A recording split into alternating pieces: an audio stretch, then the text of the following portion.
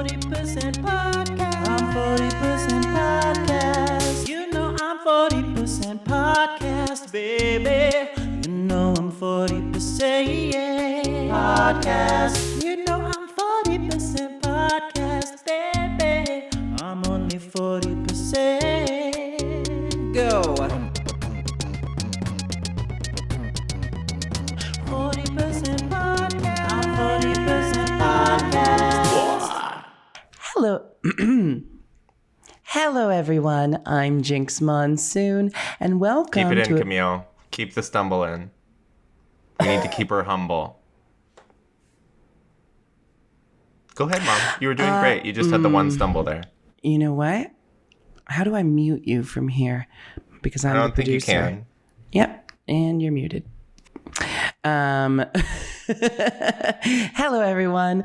I'm Jinkx Monsoon, and this is I'm 40% Podcast. As always, my little shit of a co-host, my biological son, and best friend of the same age, Nick Sahoya joins us for yet another fun-filled episode. Nick, how you doing?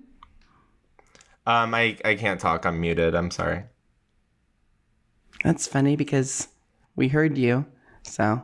Well, then you're not a very good producer. You should actually keep up with what's actually going on because it's called being a co-host. Our guest is waiting to be introduced. Why are you starting drama for no reason? No reason? I have every reason. I'm in London right now. That's reason enough. Today, we have a very special guest, kind of within the Futurama family at large. We have Johnny LaZebnik, who wrote an episode of The Simpsons with your father, yes? Welcome, Johnny. Thank you for being here. Thank you so much for having me. I did write an episode of The Simpsons. Also, I didn't mention this, but I did also briefly date the child of a Futurama writer. What? I'm not going to give any names, but we dated for a month. He was my first boyfriend ever. I dumped him extremely unceremoniously, and I do still feel bad about it. So that's where I'm coming from in the Futurama cinematic universe. Okay. I don't think it's... I want to talk about this because there's so much to talk about. You're an accomplished animation writer in general. You've written for the Rugrats and some other kids shows and stuff. So it's totally fair to say that you did write the episode of The Simpsons that you wrote with your father. I did, yes. Which is such a fun detail. Were you being married off in a sort of like royal matrimony sense to sort of merge the kingdoms of Simpsons and Futurama? Yep. When you work on a Matt Groening show, it's very, these things are predetermined. So I'm hopeful that one of my kids will get a disenchantment marriage, but, it's impossible to really say at this point. So I was so concerned about getting the episode started that I feel like I kind of just like, just kind of like plopped it out that you wrote an episode of The Simpsons. But yes, you are you are the closest thing to an expert we've ever had on this show before. You actually write for animated television. I do write animated TV. It sounds like The Simpsons, Futurama, Disenchanted families are all intertwined, like some kind of Mafia syndicate, which is really prescient for this episode. What many people don't know is that we all live in a big house together. It's sort of Big Brother style. And that's how I was raised. So I really do. This is really in my blood. And it is true. No, but I've seen every episode of The Simpsons. I've seen every episode of Futurama, a bunch of other animated shows too. But I'm coming at this from a place of knowledge and forgetfulness because I do forget everything. Everything is in one ear, out the other. So I have seen every episode of Futurama, and I'm sure you will reference things, and I will be like, "Who is Amy?" So that's going to be the vibe today. Mm-hmm. So before we get into the episode, let's talk about your Simpsons episode, which was so gay, which I really appreciated. Let me ask the questions here. First of all, so you wrote You're the being episode. Too slow. You wrote the episode with your father. Is your father also an animated television writer? Is this a lineage thing? Or did It absolutely is.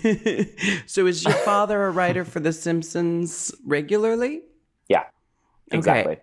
So this is nepotism we're talking about here. Yes, and one of my so blatantly, and one of my favorite things about writing this is that people would tweet at me being like, I think this is nepotism, and I was like, yeah.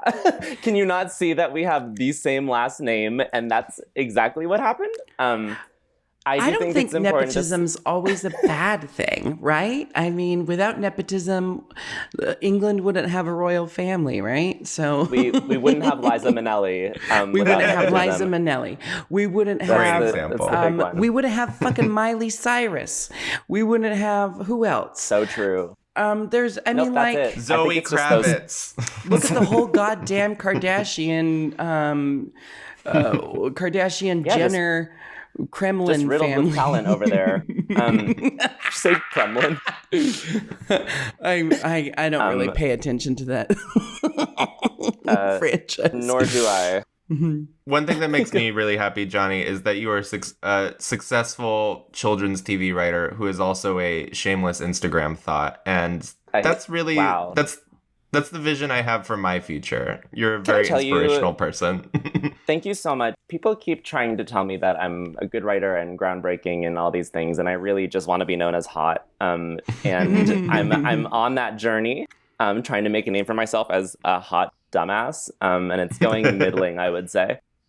Well, you're talking to the right person. Nick Sahoya's entire life has surmounted to just him being a hot dumbass. That's if you could get a degree in being a hot idiot, Nick would be a fucking master's, 2 times master's holder. I have a degree in English, which is pretty similar. Just as useful. Mine's in psych, which, I feel like right there. You're not only hot, but you're also super duper queer, which I'm all for. You know, you're hot. And, you subvert the gender binary. So kudos to you. Which one of us are you talking to? It doesn't matter anymore. Johnny, I'm talking to you, Johnny. Now let's talk about this gay Simpsons episode. It's a more recent episode. Smithers decides it's time to finally get over Mr. Burns, and he starts dating someone just like Mr. Burns, but gay and slightly more evil. What was it like writing that episode with your father? The story of I did something with a parent and it went really well is not told very often. So I've been very loud about telling it because I think it's a really special thing that we were able to do. No, it was amazing. And my mission with this is, The Simpsons has tackled gayness a lot in the show's history, a lot of my favorite episodes. And I was like, I would love to write a gay episode of The Simpsons that's really for gay people. I think the other ones have become for gay people, in the John Waters episode and the Harvey fire scene episode are some of my favorites. But I wanted one where there was going to be jokes where straight people were like, I don't really know why this is funny, and gay people were there's losing their minds Provincetown laughing. joke. And there's some deep cuts in there. Yeah, the I'm very Provincetown proud of that reference. one. I actually just rewatched the John Waters episode, and 2 very funny things about it is, one, that was like John Waters' coming out, essentially. And that's back in the days when celebrities had to come out on television, basically. And John Waters chose The Simpsons. The other thing that was really funny about it to me is that Homer is extremely prejudiced in this episode, learns that he was wrong for being prejudiced, and then basically is cool with gay people for the rest of Simpsons history. Yep. Because later he ends up doing drag to win Marge's affection back. Really? When I didn't see that RuPaul one. and Raja guest voice. That episode. Yes, I did see that. Yeah. Well, I was going to say before we move on to the episode that I'm also a very big fan of you guys. We talked a little bit about this earlier, but my roommate and I watched Monsoon Season in our apartment, and the quote that I still use all the time is when you just threw the handful of spare change at the unhoused person on the street and went, "Oh yes, I'm very rich now." I quote that all Shout the time. out to Corbett Cummins, my comedian friend in Seattle, who did that take 3 or 4 times laying on the ground. Physical comedy where I get to be slightly abusive to people is one of my favorite things. It's why we, it's of course with consent, and we practice it so that everyone's safe. But I've slapped Nick countless times in our work together, and which is really a takeoff of Homer strangling Bart, I would say. Yeah. The episode is called Bender Gets Made. There's no cold open. The Chiron says simulcast on crazy people's feelings. This Chiron is just okay. I think it's too specific. It's a little stigmatizing. Can you I give it explain 3 it out to of me? 5 Chirons. It's like on some crazy people's teeth. Is that what that kind of feeling? I think the idea, because there's a reference to this in the Robot Insane Asylum episode where one of the robots has satellites in his teeth and hears the FBI. It's actually a recurring trope just in pop media, that it's a recurring trope that people have talked about, being able to pick up radio stations on their teeth fillings. Yes. And I don't know what that's about. Is that some old archaic dentistry where they used to put some kind of metal in your tooth that would pick up a radio station? I don't know. Or I think it's... Is it like vaccines, like the conspiracy theory that they're they're injecting you with microchips? Is it like a conspiracy theory thing? I think it's a 5G COVID thing. Yeah. But old school 5G COVID. It's a 5G COVID thing and a 3-star Chiron. I agree. Thank you. We open on what? Fuck it. I give it a 2 Chirons. 2 Chirons. Good for you. That's fair. That's a fair rating. We have to use the whole scale. We open on TV. It's like MTV, but with many M's. And it's a studio. Elzar is taping his show. Leela, Fry, and Bender are there to watch. We know that Bender is a huge Elzar fan, but is this officially the first time they meet Elzar? Because Elzar, for a celebrity chef, comes into their life very often. They've definitely met him before, but this is the first time we're seeing his TV show in person. I can say that for sure. They have met him before, though? They've met him. Because he Bender doesn't reacts seem... like it's the first time. Yeah, I know, but Bender Bender even says it's the first time seeing Elzar. That's not true. Have we, the audience, only met him through his TV show? The wild thing is, I'm 90% sure he's been in 3 episodes already, and I couldn't tell you one of them. So... We don't I'm pretty sure. I guess it's not important, but they are at a live taping of Elzar's TV show. One of my favorite bits from this section of the show is that Elzar says, "We're going to teach you how to make old-fashioned gumbo. We're going to start by boiling some clams in a pot of old-fashioned gumbo." So really, I don't know if this is a dig at... is it a dig at what's the real chef's name? Why am I forgetting his name right now? Elmer. Emerald. Elmer. Emerald. Elmer Fudd. Emerald. I don't know if this is a dig at him, a dig at TV chefs in general, or just a dig at Elzar being not really a great chef. But Bender is beside himself with excitement and is being an extremely obnoxious audience member. And I have to say, this was a little triggering for me as a cabaret performer and a drag queen. Lots of times we get people coming to our shows who think they're helping the show by yelling responses to everything. I would like all of our listeners to know right now, if you come to one of my shows are scripted and the audience doesn't have any lines. So if you ever find yourself at a Jinkx Monsoon or Jinkx Monsoon co-production, any form of show that I do, just know right now that you are not helping me by shouting constantly at me. I was really taken aback when you guys sent me the script for this podcast. I really didn't think that this was a scripted event. And hey, don't I'm so sorry for all these interjections. Stop ad-libbing. Johnny, what's your relationship to cooking and or TV cooking shows? Are you a chef yourself? Do you have a favorite TV chef? I am. I do a lot of cooking. I post all of it on my Instagram story in the hopes of ensnaring a husband through my cooking, because obviously the being hot and very funny is not working. I do watch some cooking stuff. I'm not like a die-hard like Bon Appetit girl or any of like I really I went through a Top Chef era. I'm just not like crazy big on a cooking show. I gotta say though, I was really in this episode, I was all in on the Spice Weasel. I really Bam. I love, and by that I do mean Jinkx. Is I call you the Spice Weasel. That's okay, right? Thank you. Yeah. Yeah, you're welcome. Similar coloring. Yeah. I just love that bit. I thought it was insane. I also really like that usually there's like some kind of element of like futurism to Futurama jokes, and Spice Weasel is just chaos. There's no, I don't feel like it's a particularly futuristic thing. Is the weasel an alien weasel that is already full of spices, or have they filled the weasel with the spices? It could be genetic modification, like it could be a genetically altered weasel. Whatever it is, it's an animal that is alive that you squeeze spices out of, and then I guess the animal continues living, and maybe it enjoys being squeezed. It's nice maybe it's like a cow and you need to milk it. It's happier when it has been milked.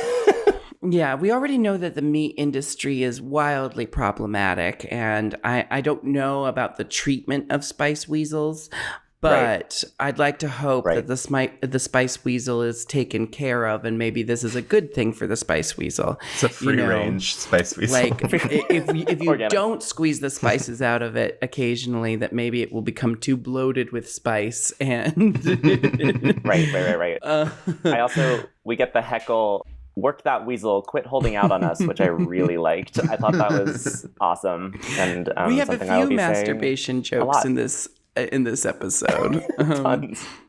Okay, I have something very important to talk about. At 57 seconds into the episode, you see Randy in the audience in the foreground, and he's clapping. The camera pans to the right. You see Fry. Fry's hair is blocking someone in the background. When Fry moves his head, you can clearly see Randy is also in the background. And he is clapping. Excuse me, in episode 238, Itchy plays Scratchy's ribcage like a xylophone. He hits the same rib bone twice, but it makes two specifically different sounds. Are we supposed to assume that this is some sort of magical xylophone? Fuck off, Nick. Go to hell. Who cares? I think it's gay erasure. He's not a disposable character. He's our one gay representation on the show. Oh my god. Nuh-uh. There's Hedonism Bot. Okay, fair. Hedonism Bot, super An gay. honest to God queen. Yeah, absolutely. Yeah. But people at home, go watch the episode and pause it, and you'll see when Fry moves his head, his hair, his pointy hair piece is blocking Randy, but then you see him again. It's the same shot. The camera never changes. Well, okay. Shut up, Nick, is all I have to say about that. I actually think, I forgot to say this, but I think this is one of the better written episodes. So as we continue to go through this review, I'd like to hear Johnny's hot takes as a writer. But we got to get a little bit further into the plot. The Spice Weasel. Elzar that's says your solution for getting further is talking about the Spice Weasel more. Another Futurama queer icon. Elzar says, against my better judgment, I am going to knock this up an additional notch. He squeezes out the Spice Weasel, and in doing so, blinds Leela, and this sets up for a huge plot point throughout the episode, which I love when the introductory plot or the the setup for the A plot. I love when it actually comes back like later on in the episode and has a purpose. It's always, to me, better writing when the thing that like sets up for the A plot actually plays into the A plot later. Whereas, there's many episodes where it's like they go to fucking, I don't know, Mars, and then by the end of the episode, Mars had nothing to do with anything. So this is a better written episode, and that's one of the reasons why, in my humble opinion. They go to Taco Bellevue Hospital to treat Leela's eye. The Kajigger lady is being treated by the Taco Bell Chihuahua. And she says, "Doctor, tell me, how's my cyst?" And he says, "Grande." Which Nick, I like. how did you feel about this joke? I think you're the only one in the conversation right now who gets to have an opinion on that. So tell us how you felt about the Taco Bell dog. I like a talking Chihuahua, so I have no issues with it. I think if there's gonna be a As a talking Mexican Chihuahua, American, he should, of course... did you feel represented by the Taco Bell dog doctor? No, because the Taco Bell dog was all the way Mexican. I'm just a quarter. No, I think if there's a talking Chihuahua, it should indeed have a Mexican accent. I thought this was a 10 out of 10 joke. I have no notes. I don't know. As a member of the talking Chihuahua community, I don't have a Mexican accent, and I'm sorry to have let you down. When they showed up, when you see the Taco Bellevue sign, I was like, okay, like that's funny, and that's gonna be the end of this. And I can't believe that they doubled down on that like solidly mediocre pun by doing an extra joke on it. It really just kind of... we revisit the Taco Bellevue Hospital later in the series, but we do not see the Taco Bell Chihuahua. He's also an alien. He's not He's just an the Taco alien. Bell Chihuahua. He's He a has like Taco an Bell antenna. Chihuahua alien, which begs the question, is there a race of alien Chihuahuas Right. that are sentient? And maybe they first landed on Earth in Mexico, and that's why they have learned Spanish as their first language, giving them a sort of Mexican accent. This better be the entire Futurama reboot is just about the Taco Bell Chihuahua alien species. Oh, we gotta go to their planet. We gotta see what's up there. Yeah, I want the in-depth backstory. The doctor is testing Leela's eyes. He says, "What does this look like to you?" And she says, "A grayish blob." And he says, "Great, that's right, because it's a grayish blob."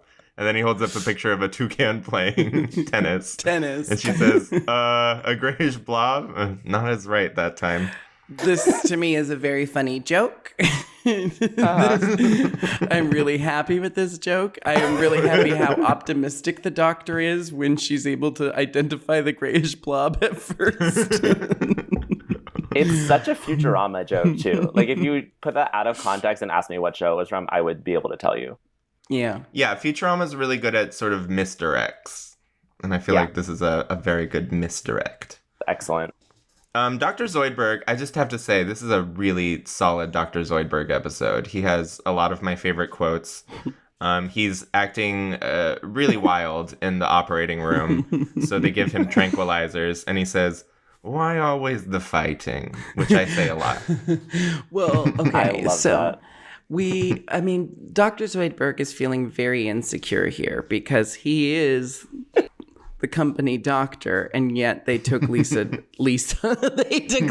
to a hospital, which begs the question, why do they even have a company doctor if as soon as there's a medical emergency, So true. they outsource? Dr. Zoidberg has a great line where he says, "I bet I've lost more patients than this doctor has treated." Zoidberg often brags about how many patients he's lost, as if that's some sort of signifier for how good of a doctor he is. I mean, it is, but not the way he's using it. But I needed to explain the joke to anyone. I just think it's good. It's really good. So Leela has to get an eye patch, just one big eye patch on her big old eye. And Fry's like, "Oh, it looks great. I'm going to get one too." And then he's like, "No." And Dr. Zoidberg is coming down from drugs. Another good Dr. Zoidberg quote. Do you want to do that one, Jinkx? I was going to say... It's just I'm coming down. I'm coming down. I was just going to say I like that when they come out from the emergency room, they come out and Zoidberg says, "Thank you for helping me, Leela." Because she had to lead him out because he was so high on the painkillers. Wait. Remind me, how did the doctor administer the painkillers to Zoidberg? Was it with an injection? It was a pill. A pill. Good. He just put it in his mouth. Oh, it's the candy, right? He's like, "Candy." Oh yeah, Oh, yeah, you yeah, yeah. can't silence me with candy. Yeah, I'm glad that they knew not to, because there was a part of me that was worried they tried to inject him, because we already know was that needles worried. don't work on Zoidberg's shell. Anyway, I was Johnny, worried. when you're working on a cartoon, are you very worried that like maybe a one-off gag in a previous episode will invalidate your joke? Because we obsess about stuff like that a lot. I mean, it is so terrifying. Like, if I were a writer of the Futurama reboot, I think I'd be so scared because everyone will be looking at it with a magnifying glass. I've been really lucky to write on preschool shows that no one has seen and no one will ever see. So I'm like, what about continuity? And I'm like, if 3 people watch this, I will be thrilled. And if the preschoolers notice, that's like a good like learning lesson for them. You know, they're absolutely getting get back some to education. school. Johnny, you've written for Rugrats. I'm assuming it's new Rugrats, not the Rugrats. Yes. From when, because Yes. you're 6 I did years not write it younger when I than was me. 3. He was a baby, and they were like, "We need someone who understands these Rugrats." Yeah. I was of Rugrat age, and they wanted a source from the inside. Honestly, And- like Rugrats should write Rugrat roles. You know, we shouldn't We be need more outsourcing Rugrat this. representation. That is the hill I will die on. Yeah. So Leela's got an eye patch. Elzar comes to the hospital to check on Leela, which is actually quite sweet of Elzar. And it wasn't until this moment that I really took in the fact that Neptunians have 4 arms, and because they really animate his 4 arms as having kind of different personalities. He's got 2 arms for gesturing and 2 arms for emphasizing. I wish that I had 4 arms. If I had any sort of mutation, 4 arms, I mean, first of all, imagine how popular I'd be if I could jack off 5 guys at once. But I've always thought that having 4 arms would just be 5? extremely useful. 5? I said 4. How are you jacking off 5? You said 5. I said 4. 5. I've only said 4. 2 this people whole are time. sitting here telling you use it. Why are you gaslighting us? I think you're gaslighting me. I said 4. I hate the number 5. I wouldn't have haphazardly said it. Okay. You hate the number 5? I've Do you gone realize on and how on about fucking how out much- of control you sound right now? If only God. there were a recording of this conversation that we could refer to for proof later. I can't wait. Maybe Jinkx. I was can't jacking wait one for guy this off episode with to my come out. feet, You know what? We're okay? gonna release the episodes out of order. We're gonna put this one out next, so you can be Great. wrong sooner. They go to Elzar's restaurant. He invites them as an apology, and he makes them all a special dish. What do we think of these dishes that were made for the different people? My main take of this is that I think everyone looks so hot at this dinner. So before we jump into dishes, I just want to say this. Leela is turning it out. Amy is turning it out. Fry is looking very sharp in his little turtleneck. I just think Everyone's everyone is dressed up. looking great. Yeah. So just had to acknowledge that. It's great I- because we so rarely get costume changes for these characters, so it's nice We to so see their rarely get fancy costume dinner get-ups. I thought the dishes were cute. They're very, another masturbation joke in the, what can this guy jerk? What? Yes. Jerk chicken? meat Jerk was it? pork? What meat can't this guy jerk? That's our second masturbation joke of It the is a- episode. And it's a pretty solid one, I think. Yeah. And he can jerk I don't- 5 meats at a time because he has 4 arms. Yeah. Shut up. That was a very solid callback. Yeah. It was. I thought it was fun. I like the Bender giving Fry a taste of his robot meal and it burning Fry's tongue. And then Sterno the, niçoise. When I watched that, I texted my partner who is vegan, and I was like, this is what it's like when you make me eat vegan food, because I Absolutely. scream, and then I'm like, yeah, it was pretty good. yeah. Okay, wait. One question though about Hermes' dish. La Barbara is always making Jamaican food. You'd think that maybe he'd want a break from jerked meats at Absolutely. this special dinner. But no, Hermes is a man of simple tastes. He likes weed and he likes Jamaican food, and that's all he likes. And he likes bureaucracy. We have a joke about reminding us that Leela is blind. She was given a salad, Yes, which I have to say, for her apology meal, they gave her a pretty basic looking salad. It's really just lettuce and tomatoes. I completely agree. It felt like a little sexist to me too. That's like, oh, the girl's gonna get a salad. I'm like, I feel like Leela would be eating like a T-bone steak. Like that girl looks like she can put it away. She works out. She needs her protein. Yeah, we see later in the series, in the season, Sorry, I'm in the UK. I'm all confused, but sure. We get it. You're worldly. Yeah, Jesus. We see Leela go to town on some barbecue multiple times throughout. Throughout the Futurama franchise at large. At this point, she's just eating a salad. But then, of course, we see that she's actually eating the bouquet of flowers on the table. And I have to say, the bouquet of flowers actually did look more delicious than the salad that they made her. It kind of makes me want to try eating a whole rose. Actually, I have done that before on stage. It's not bad. I've also done it for a bit. It's fine. You can eat it. You can eat a rose. Who says I can't? Johnny, you ever eaten anything weird? Have I ever eaten anything weird? Yeah, ever. Something you're not supposed to eat. Nope. No, I did. This is a weird story, but in middle school, we had to do like a speech on like how to do something, and I decided to teach the class how to make latkes with mealworms in them. So I did cook mealworm latkes for my class, and then I ate them. What kind of survivalist, doomsday prepper? It was more like how can I be aggressively quirky in a Jewish way, which I think is generally how I lead my life. And I think that's sort of how it manifested. But I was really into bugs back then. That's how I was known, weirdly. Honestly, it's good. We should all be eating bugs. It's better for the environment. Truly. So you were the queer Jewish person who ate bugs at your school? Yeah. And shockingly, I was not wildly popular. Yeah, wasn't actively queer back then. Was just incredibly effeminate, passively queer, in denial. Right, exactly. Yes. Yeah, that was my legacy. But it's weird to like.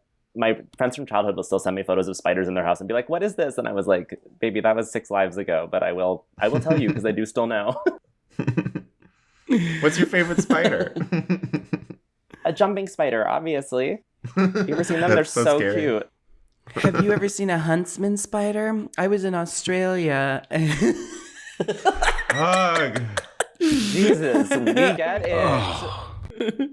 I was in Australia and we watched Jurassic Park, and when the movie finished, we turned around and there was just a giant, it looked like an hors d'oeuvre plate sized huntsman spider on the wall. And the first person to notice it just froze and was pointing at the wall going, we all thought that he was trying to play a trick on us because we had just watched Jurassic Park. But no, it turns out a dinosaur-sized spider was on our wall. It was terrifying. Jinkx, do you remember when we were at that party in LA and a straight-up black widow spider was slowly lowering itself down? Do you remember this?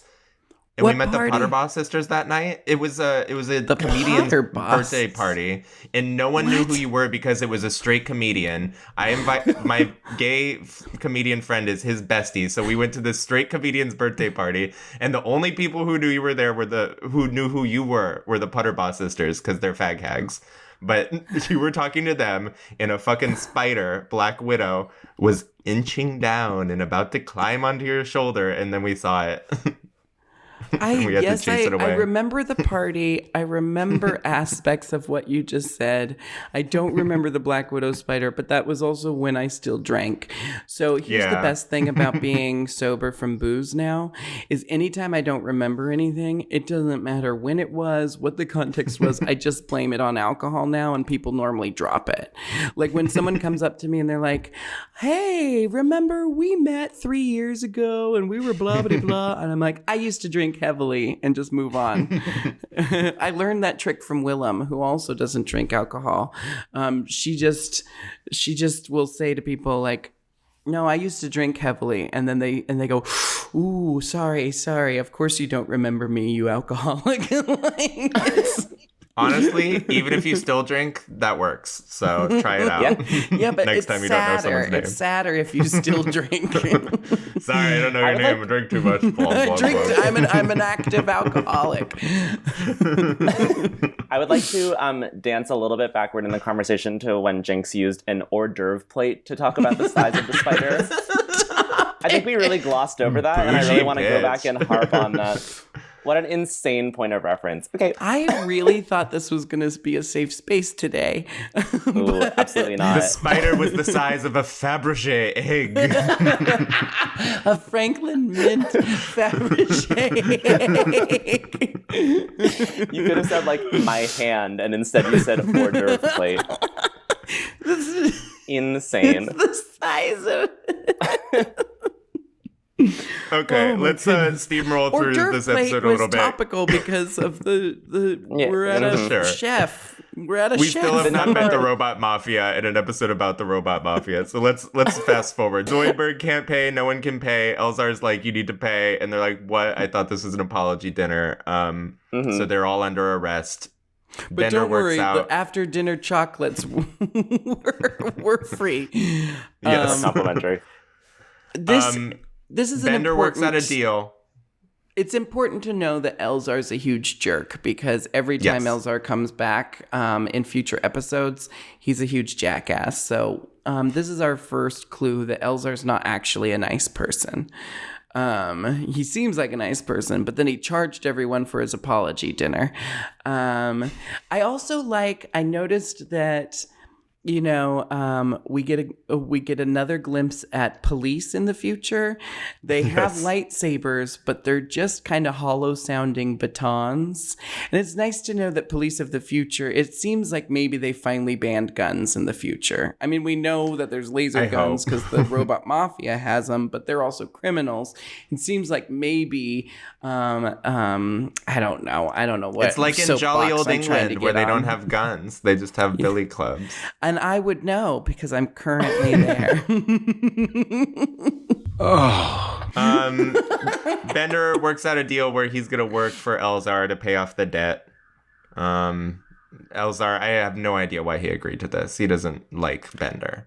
And we see that Bender has been given the absolute worst jobs imaginable. He's cleaning the grease trap. He's unplugging the toilet. He doesn't get to cook at all. But luckily for him, the Robot Mafia comes into Elzar's. Yeah. What I love is when Bender goes, "What's the next job for me to do? Saucier?" Bender uses the word saucier. I wouldn't know what a saucier was if it wasn't for Futurama. Bender uses the word saucier a lot. Is it the person in charge of the sauce? I'm assuming it's a sauce maker. But did they make it from scratch, or are they just in charge of maintaining it? What a strange job. You're a cook, Johnny. What's a saucier? Yeah. It's I'm not allowed to say on this podcast. It's pretty explicit. I gotta say, like, from a writing standpoint, like Jinkx was saying, it's like you have this. Usually, the way these episodes are structured is you have like the first act is like an unrelated story that gets you into the main story. I am obsessed with like this is the most insane possible way to get to Bender joining the mob. It goes through so many twists and turns, and it actually usually it's like the first 5 minutes of the episode. It is like half of the episode is getting to Bender joining the mob, and then I think actually as a result, and we can talk about this later, that the mob story kind of ends up being very simple. There's not as many twists and turns as a Futurama story usually has because they don't have the time because they started the episode with so many insane twists and turns. Do you think that they had two half-baked episodes that they just decided to combine? Stitched together. Like some of the writers worked on like a mob episode but couldn't really flesh it out enough, and maybe some other writers worked on an Elzar episode, and they were like, separately, this isn't enough to make a whole episode, but together we can Frankenstein that feels fully together. Possible. Yeah. I mean, Does that I think happen it's in that, The Simpsons? Do ideas get sort of slapped together and combined? There's definitely like they get this is mostly based on what my dad tells me, but there's times where ideas get tabled and then they kind of get brought back, and sometimes it'll be like, well, we're not sure that's a full episode, but that could definitely be an A story that launches us into the rest of it. But I also think, and maybe this is part of it, that Futurama is so good at taking classic tropes and turning them on their head in a futuristic way. And I gotta say, I didn't feel like the mob was wildly inspired. Like, it didn't feel like a crazy take on a mob story. It kind of just felt like a mob story. And I feel like maybe that's part of why when they were writing this, they were like, we don't really have a lot to say besides bada climp, bada clamp, which I loved. Well, maybe it's just that they needed an episode to introduce the Robot Mafia because the Robot Mafia comes back so often in the show. They do come back frequently. I do also Let's talk love about that the 3 members.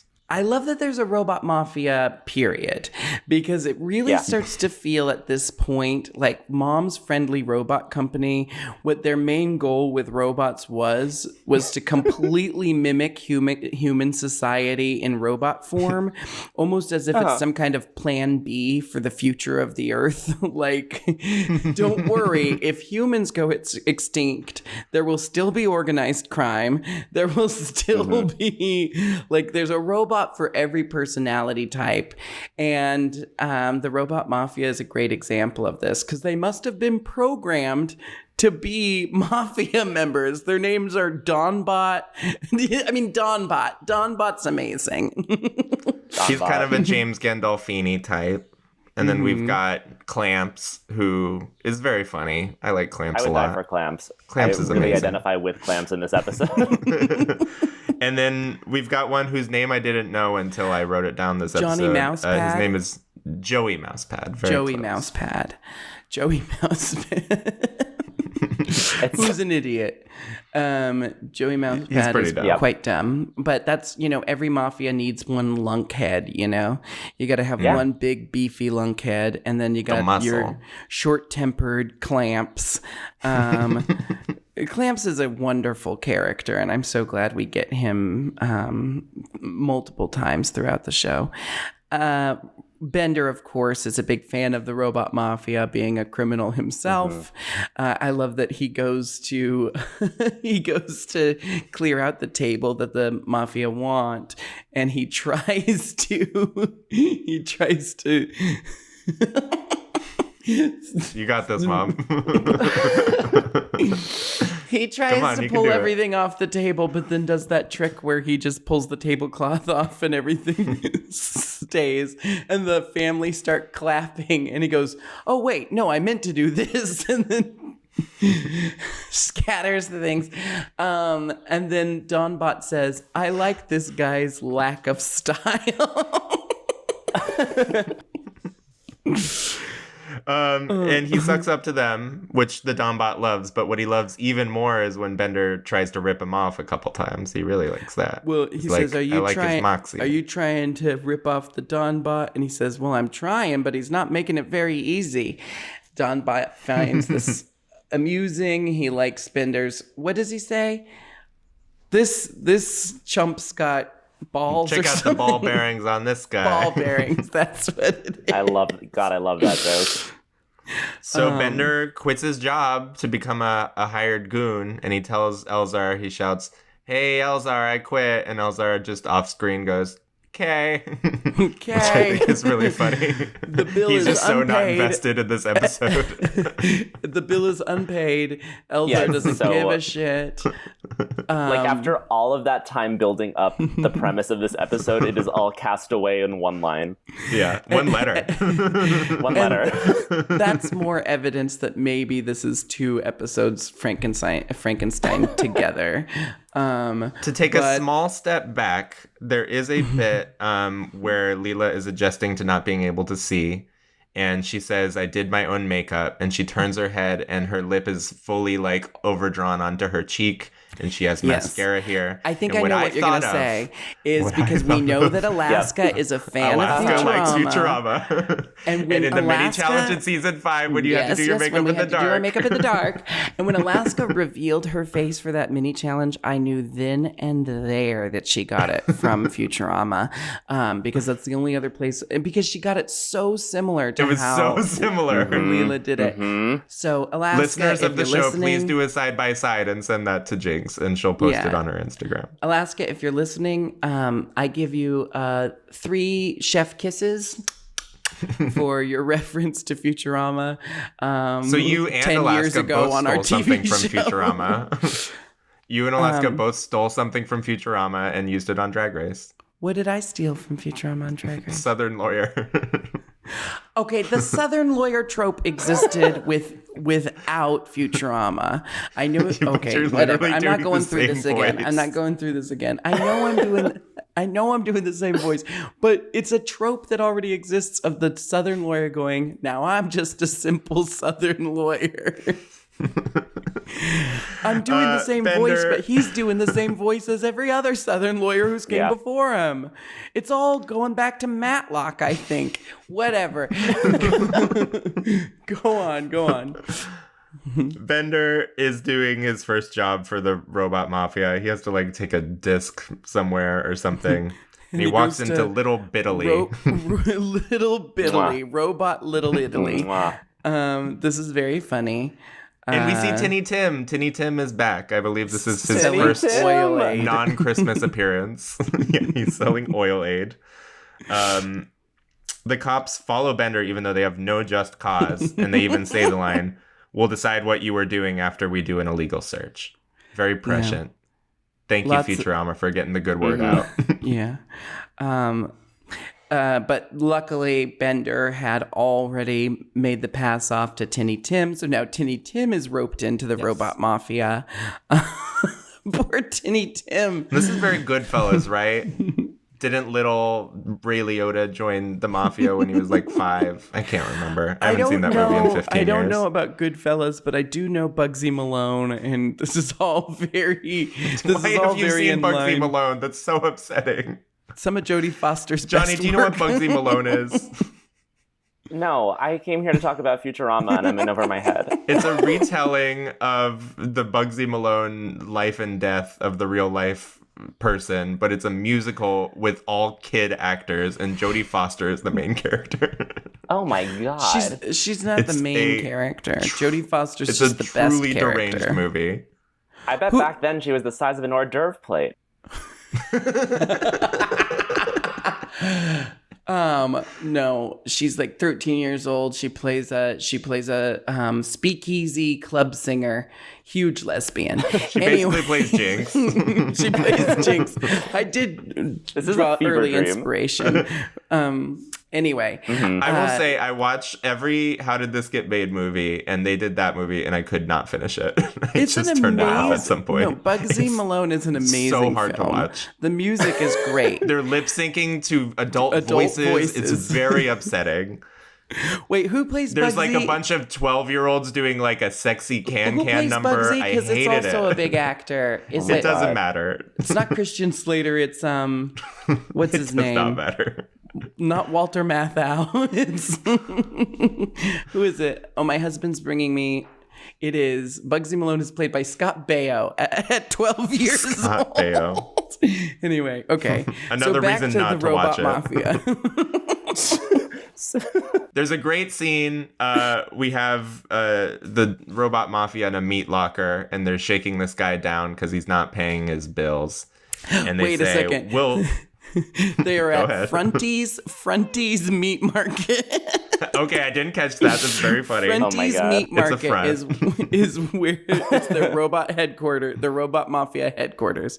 They're shaking down some shop owner or someone mixed up with the mafia, and he says, "Please, Donbot, have mercy," and they shoot him hundreds of times with Tommy guns. and then Donbot, as he's laying there motionless on the floor, Donbot goes, "Let that be a warning to you." And the robot stands up and goes, "Thank you, Donbot." loved that. Because he's a Very robot. good. He can 'Cause survive he's a that. robot. Like, in the way that the Spice Weasel is very much, like, not a Futurama necessary joke, like, that robot joke is a very Futurama necessary joke, and I really appreciated that. Yeah, the robot jokes are kind of a bread and butter of Futurama. There was a binary joke. I will say I'm Yes. a little. We're only 2 seasons in, and I'm a little over the binary jokes. They're constant. There's ones and zeros jokes constantly. They do lean all the on time. it a little bit. Another detail I love is the meat that's hanging in this meat locker. There's a bunch of futuristic looking meat. What were some of them, Jinkx? I don't know, but like I know in the freezer they had some frozen giant slugs that we know is a staple in future cooking.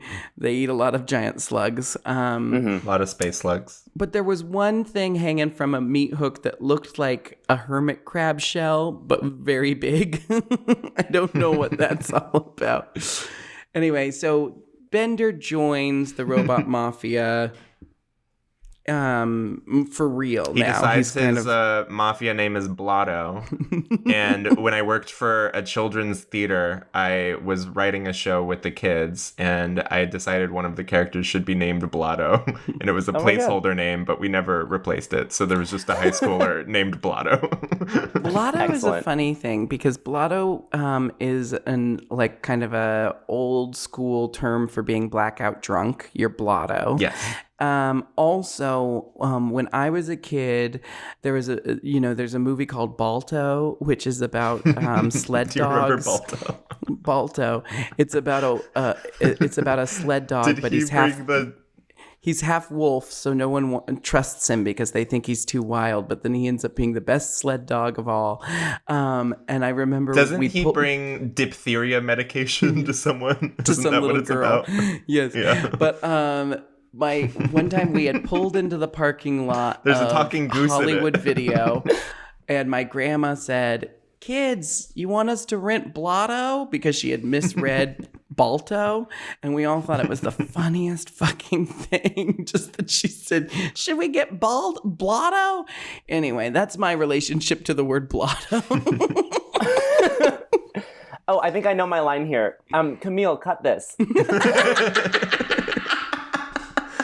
Oh. Wow, Johnny's You have taking to do some it like comeback. liberties. Johnny, Coming for what's your your producer relationship gig, to the word blotto, huh? Let's see how easy it is for you to think up banter. As of today, very contentious. I'm not loving it, to be honest.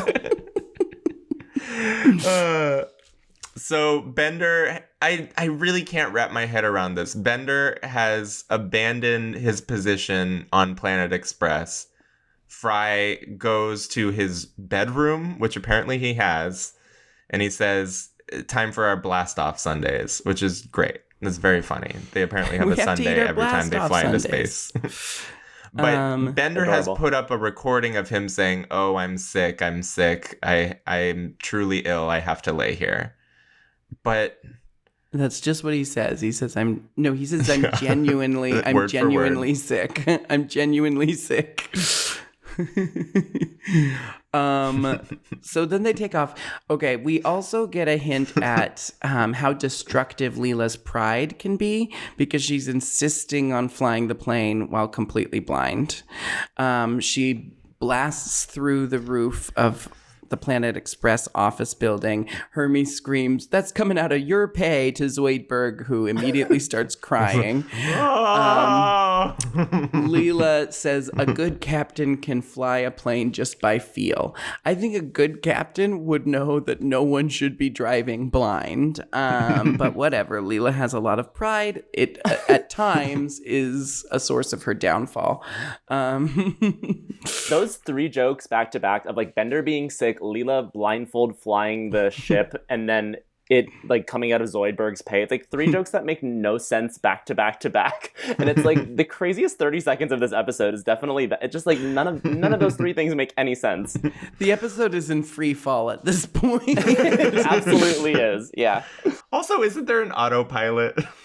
Like, There is an autopilot, but we haven't been introduced to them I know, yet. but we know that literally there's an episode later where they get a different ship and they literally hit one button and it just flies there for them. Now, surely there's something roughly equivalent. But it doesn't even have to Leela's have a pride- personality. Anything else Leela's that can be pride done. won't allow her to lean on the autopilot. So they're in space. Bender's with the robot mafia. He thinks he's like having the best of both worlds, but it quickly gets revealed that the patsies in their latest heist are Planet Express, and they're gonna steal the Zubin cigars, the best cigars in the galaxy. And Bender, we get a little sense of Bender's actual like care for his coworkers, because he says, so we're gonna do this without killing anyone, right? And he gets kind of anxious because he realizes they're gonna heist the Planet Express ship, and he wants to keep his friends safe throughout this, but also can't. He also doesn't want to like miss out on his chance to be in with the robot mafia. So Bender's got some fancy footwork cut out for him. I like this level of Bender being evil, because sometimes it truly seems like he wants to murder Fry. And I think that's a little off-putting as a viewer. This is the right level of criminal Bender. It's a real it's like balancing selfish act. but not cruel. Yeah. He's doing his best to help them out. So they successfully invade the ship after shooting some lasers and missiles at it. We get an uncharacteristically competent Fry, because Fry is managing to kind of fend off the robot mafia while also steering the ship, because Leela is holding Nibbler's food dish, thinking that she's steering the ship. So Even Fry though is it's not having to attached to anything. Fry's having to marionette the ship while he's also operating the ship's gun. So Fry is uncharacteristically competent here. But soon Leela gets control of the wheel again when she realizes the raised letters. Go ahead. Why do the raised letters that usually say Turnmaster Steering Wheel Company say Nibbler? That was her only tell. Yeah. Meanwhile, she's just going like boop, boop, boop, back and forth, like she's like in a bad movie on a green screen car. And she thinks she's affecting the steering of the ship. Yes. She steers the ship right back towards the robot mafia ship. Uses his clamps to clamp the ship, but also clamps the fuel line, which has a sign, caution, do not clamp. Love that. Apparently clamping is a way they do things in the future. This is a perfect clamps joke. Clamps is just shouldn't exist. There's no reason for him to have clamps, and yet the universe keeps presenting him with ways to clamp, opportunities to clamp. I love it. When Joey Mousepad says, do you think maybe you should use your clamps? And Clamp says, what, do you think I'm going to use my clamps, which I use at every given opportunity? You're a freaking genius, you idiot. There's a lot of really good writing here. This like entire plot could have been like really coherent, I think, if they hadn't spent half the episode making clamps jokes. Is that a note I would give? Absolutely not. I am obsessed with all the clamps jokes, but it is so funny to me how much of this episode is devoted to like Clamps' trajectory. I think that Clamps is a bit of a Joe Pesci parody, hearing you quote that line back, because there's like I don't know if it's in Raging Bull or Casino, where he's like, what, am I a clown to you? You think I'm funny? And it's also very similar to on Animaniacs with the good pigeons, the good feathers. The good feathers? You know, are you sure it's not a reference to Home Alone? Yeah. Another Joe Pesci classic. They wanted to reference Joe Pesci. They worked backwards from that, and they decided to go with Home Alone for this Mafia episode. You idiot. Okay, so Bender has changed his voice to King because he knows that Leela is blinded, and there's a very funny line that points out how stupid it is that they're blindfolding them in general, because Donbot says, go ahead and blindfold them before they see us some more. So they are both blindfolded, and Bender walks in there talking with a British accent. Jinkx knows all about those. Well, let's talk about this for a second, because when I was watching this episode, I watched it with subtitles on and it said Bender, British accent, and then Bender proceeds to do something that is absolutely not a British accent, and is the second time with Tinny Tim where a British accent is done in this episode, and it is nowhere close to anything English. And I was obsessed with that. But it had the mood of being British. It has the flavor, a soupçon of British. And, it's funny because it still sounds exactly like Bender. And we do hear Leela say eventually his voice sounds kind of familiar. But for all intents and purposes, they think that Bender has been taken out by the robot mafia. Bender is getting away with it. Nibbler, of course, recognizes Bender, but Bender puts him under a bucket with a brick. That takes care of Nibbler. It kind of feels like they're just like, well, we've set up all these insane premises, but we got to wrap it up. Something about this episode feels like, was someone dared to make this episode? It feels like a truth or dare gone way too far. But it is so funny because like the natural course of these episodes is like everything seems like it's going to wrap up well, and then it goes really wrong again, and then it wraps up, and that second beat just doesn't happen. It just like you're like, well, this couldn't possibly wrap up, and then it just does, and it's fine. And it just does, and it's fine. Well, Bender is assigned to go beat up Bender because they hear the recording of Bender in Bender's bedroom. So he goes in there and he smashes the machine. And then they are loading all the Zubin cigars onto the Mafia ship. And Bender decides to stay behind to burn the ship. Joey, you burn down the ship. Clamps, you burn down the crew. Bender offers to do it for the Dawnbot, which wins in favor with Dawnbot, but also, now Bender's able to keep his friends safe. My favorite thing is that Dawnbot then says, "Good job, Blotto. You might have just earned yourself your own pair of clamps." Clamps is not happy. That's how they reward people in the robot mafia, is with clamps. And of course, Clamps is not kind of happy. like gives him a death stare on the way out. Like, you better watch your plays. I love it. So Character arc. Bender goes back in and he ties himself up and pretends he was tied up there the whole time. And I have to say, this reminded me of that prank where you're like in a Target. There's a bunch of videos of this. You're like in a Target and someone's like really shopping. So they're like paying attention to it in front of them. And then you put a bucket on their head, but then you put a bucket on your own head also.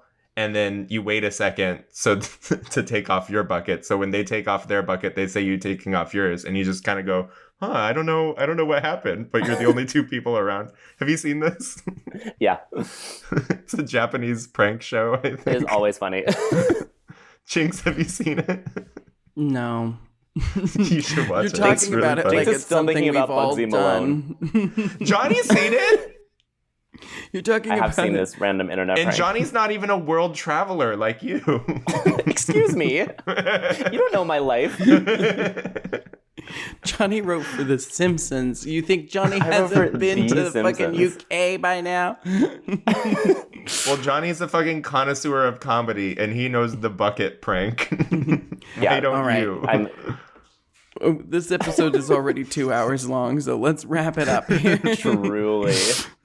Okay, they are rubbing the ropes against Bender's arms to free themselves, and they're like, "It's about to break! It's about to break!" Yeah, it makes Bender's arm break instead of the rope, and they escape. And back at Planet Express, this episode has like 6 endings. Back at Planet Express, they cut off Leela's eye patch, and her vision returns, and she sees Blotto's Leela's eye patch because he's like, I love that. This is also foreshadowing for an episode that comes like 5 seasons later, where Zoidberg basically proves his worth only by snipping things. Like he's the crew doctor, but really what he's there for is to snip things. And then we have the gag about Leela thinking she's seeing. So, on the ship, Blotto. her eye patch came off at one point, and she saw Bender for a second. Now she thinks she sees Blotto once more, and we think Bender's going to get called out. But who is it instead? Professor. The professor. So basically, this whole episode was for nothing because there's no consequences. Bender leaves the robot mafia once he gets his take, and no one finds out that Bender was involved, and everything just goes back to normal with zero consequences, which normally happens anyway. But this time, it really feels like was this episode necessary, or did they just have to fill out the season? It really is like they spent so much time figuring out how they were going to get to Bender joining the mob. And then once Bender joins the mob, they were like completely uninterested in that story in any respect. Like it just goes by so quickly. And it's so funny that an episode that seems so pointless is also so well written. And there's so many good jokes. And that's like that's why I love Futurama. Its worst episodes are still hilarious. Johnny, I have a question for you. Speaking of consequences at the end of an episode, cartoons usually don't sort of have consequences. They're like you always end up where you start, but occasionally something changes. In your episode of The Simpsons, Smithers gets a dog. In the future episodes, do we see that dog with Smithers? This is so funny. I was just like tweeting rampantly as the episode was coming out, trying to publicize myself. And I was like, thanks to me, Smithers canonically has a dog. And then the fans were like, canonically? Like, you get to just say that? And then someone else was like, there's no canon in The Simpsons. One of the creators said that. And I was like, I'm not getting paid enough to care about this. I'm just going to tweet whatever I want to tweet. So there was that. And then I did tweet like, yeah, thanks to me, Smithers now has a dog. And then someone was like very like that guy in that other Simpsons episode was like, actually in episode 304, and apparently Smithers like was shown walking a dog at some point in the series. So he theoretically already had a dog, and we just replaced that dog. What if that dog died? It does seem like died? And we didn't get an dogs episode. Dogs do die, everyone. I hate to break it to you, but we do. I do think that The Simpsons has been around for so long that it does seem hard sometimes for, and this is nothing against your father, Johnny, or you, but it does seem that we have gotten to the point where some episodes of The Simpsons, they forgot that things have already happened. I can't remember this specific example. Oh yes. But I was watching a more recent episode where they were introducing something like it was a new idea, and I'm like, but wait, there's literally 2 episodes that already explained this. But that said, I have said this many times, and you're a fan of this podcast, so I might sound like a broken record. I never want to live in a world without The Simpsons. The Simpsons have been on as long as I've been alive. If they ever end The Simpsons, I'm afraid I might end as well. I'm sure that's a symptom of my OCD, but I am hoping that they find a way that The Simpsons can go indefinitely, because I'm pretty sure my life force is linked to The Simpsons. So listen, could you make that showing happen? no signs of stopping. Yeah, I'll make some calls. I'll pull some strings. I mean, I know some of the voice actors are getting pretty old, but I volunteer myself as I can do a good Marge. Amazing. Let's hear it. Please. Say I do. I hope that Marge knows how lucky she is. I do. No, that was a terrible Marge. No, that's perfect. Homer. Yeah. I sound like Bart trying to do Marge. I actually do a decent Marge, but I feel a little put on the spot, and now it feels like I could never do Marge again. But I did literally put you on the spot, so that makes sense. I've got some S&M for you. Scrubbing and mopping. That is pretty. Can I tell you, a little Muppety, but excellent. I'll get better at it. I just think they're neat. That's my favorite Marge line. I just think they're neat. That was okay, we got a couple perfect. takes. Yeah, we got a good one in there. Anyway, Julie Kavner, well, that I'm wraps coming up the for your episode. That wraps up the episode. Jinkx, are you prepared for the questioning? These are the compulsory Johnny, questions. What? No, and hey, stop. I have to hit the button. What? Have you done this show before? Oh, God, me. Hey, let me ask you something. Okay, go ahead. Johnny, first question. Of all the Futurama characters, who would you do? Oh, okay. I have a two-part answer. I gotta say, in his episode, Fry in that snazzy little turtleneck, to which I am paying homage right now. He was doing it for me, and I think he's the kind of stupid where he just has like a massive dong and doesn't know how to use it, which I do. Unfortunately, canonically, we know that he doesn't. That makes I understand that. I just don't believe it based on his vibe. That man has big dick energy just based on being a himbo.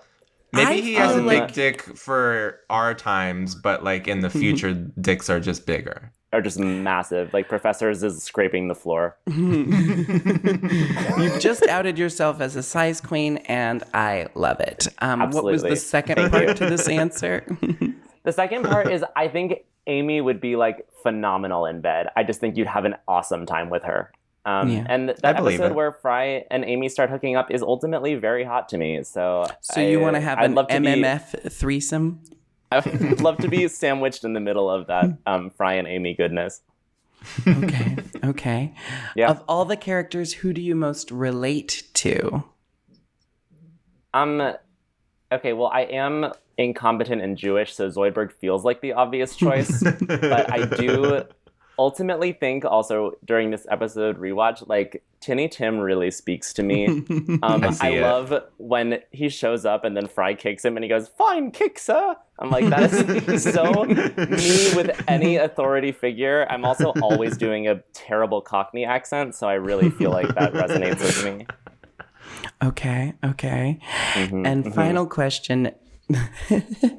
I feel like this is such a loaded question for someone who's in the already part of the Matt Groening universe, incestuous family that exists. We all live in a house, if you recall. Exactly. Yeah. Yes. But now that you've watched this episode, will you be watching more Futurama moving forward? Yes, because it is one of the shows that I do watch. You know, it's interesting though. I feel like this is a weird comparison, but when I saw Wicked, I just was like having such a good time and you just let it wash over you. And when I saw Hamilton, it was like I was on the edge of my seat trying to hear every word because it is so dense. And I feel like Futurama is like Hamilton in that respect. God, this is a horrible white person sentence. Futurama is like Hamilton in that respect, in that you're just like, you have to be paying attention to every line because it is so dense and it's so funny and well written. But I actually find it sort of not relaxing because of that. Like, I'm worried I'm going to miss something. And even I watched this episode twice in preparation of this episode, and you guys still quoted lines that I had missed. And I'm like, that's crazy. And only some of them we wrote down. We know too much. It's possible to know too much, Johnny. Unreal. The humor is thick and fast. This is a phrase that keeps coming up in my life because apparently British reviewers love the phrase thick and fast. I've had 2 reviews of my show come out where they say, the jokes are thick and fast. And I've never heard it before. I know. Get out of there, Jinkx. Brits have disgusting phrases for everything. She says this as she looks at her husband off screen. I did look at my husband off screen. He's sitting there texting someone. Anyway, Johnny LaZebnik, thank you so much for being our guest today. I dare say we will have to have you on again in the future because you are so knowledgeable about all of this. I would love that. And if you guys ever do this, the Simpsons episode with Bender in it, also, I feel like let's talk about that. Maybe that can be like a Patreon offshoot. Exclusive. Ooh, Sure. Or like an off-season, like a little placeholder when we take our next season hiatus. I'd also listen. I'm unemployed right now. Have me back whenever. Listen, we're going to need you to make up with your ex-boyfriend Futurama kid, just so that we have that in. If you wouldn't mind bridging that gap. Yeah. You know what? Everyone text your ex. Always a good idea. Period. Words to live by. Thank you so much for being our guest today, Johnny. Thank you so much, Johnny. Everyone, Thank you so much. This is amazing. If you haven't already watched the episode, what's it called? Something lackey, a lackey to remember. Portrait of a Lackey on Fire. Portrait of a Lackey on Fire. Watch Johnny's episode of The Simpsons. Very funny. Watch new Rugrats. And follow Johnny on Instagram because that's where he's posting all his thought pics. And Instagram for thought pics, Twitter for thoughts. And sometimes pics. I just blew Jinkx's mind with that one. Jinkx is, that's why you're a writer. She's still processing that joke. Thank God for nepotism. I'm Jinkx Monsoon, and this was I'm 40% Podcast. Join us next week for a brand new episode, and until then, have a futuristic day, everyone.